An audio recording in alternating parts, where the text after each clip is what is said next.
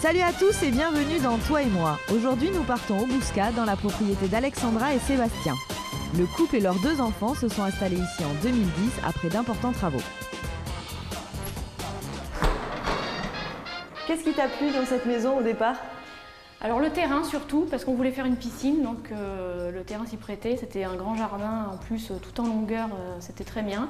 Et pour faire la surélévation aussi, il y avait un potentiel d'agrandir la maison c'était très intéressant. D'accord. Donc on a fait appel à un architecte pour faire les travaux, c'était des gros travaux quand même.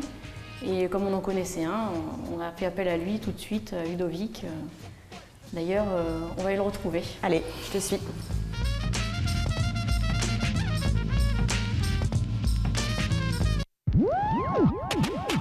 Ludovic Cochet a créé son agence en 2003, une agence située quartier Saint-Martial à Bordeaux.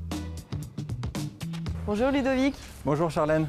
Pourquoi cette forme pour cette surélévation ?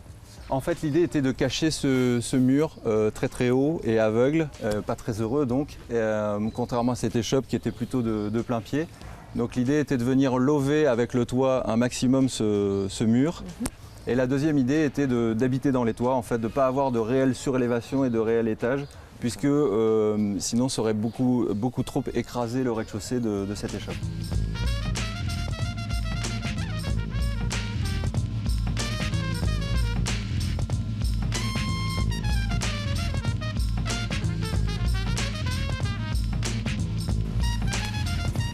Quel matériau tu as choisi d'utiliser pour la surélévation ?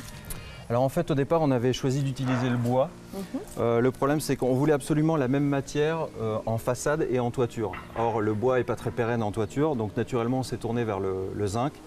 Ce qui nous a permis en même temps d'avoir une unité entre la pierre au rez-de-chaussée et à l'étage le zinc. Le zinc est un matériau traditionnel qui s'harmonise parfaitement avec la pierre. Et qui est un matériau déjà qui s'utilisait à l'époque, donc tu l'as réinterprété. Voilà, donc on a un rapport ancien, contemporain, c'est-à-dire qu'on a la forme complexe de la volumétrie et l'utilisation d'un matériau ancien.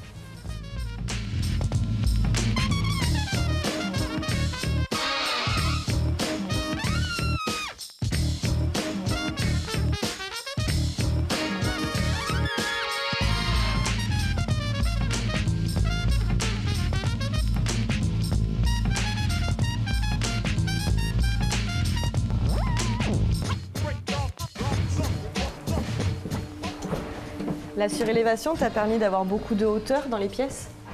Alors oui, effectivement, le plafond ici suit complètement les facettes et la volumétrie de la toiture, ce qui nous a permis d'avoir beaucoup d'espace en hauteur. Notamment, ces cloisons ont été arrêtées volontairement plus tôt, du dressing et de la salle de bain, afin de permettre d'avoir une volumétrie et une lecture de cette volumétrie dans son ensemble. Donc on a ce côté très très agréable.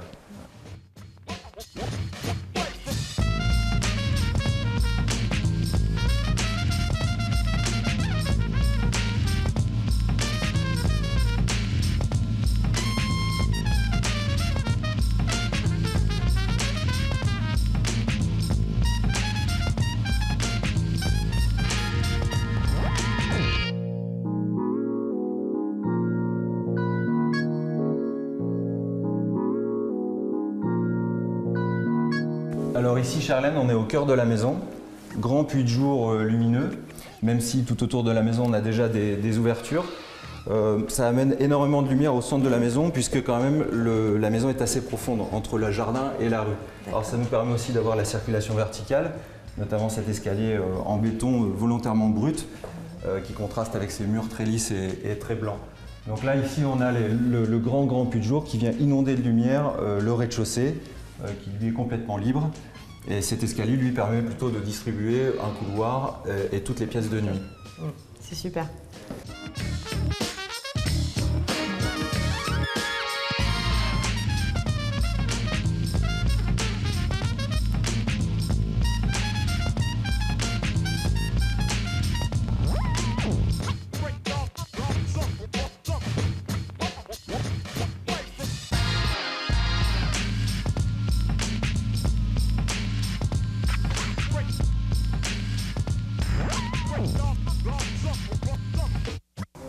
Alexandra, es-tu satisfaite du résultat? Oui, nous sommes très contents du résultat. Ludovic a vraiment écouté toutes nos attentes. Il a vraiment respecté le cahier des charges quand on a fait la maison.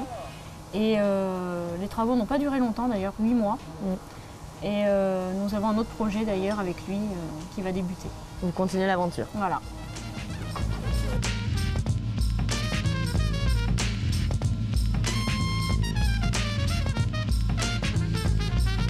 Allez, on récapitule.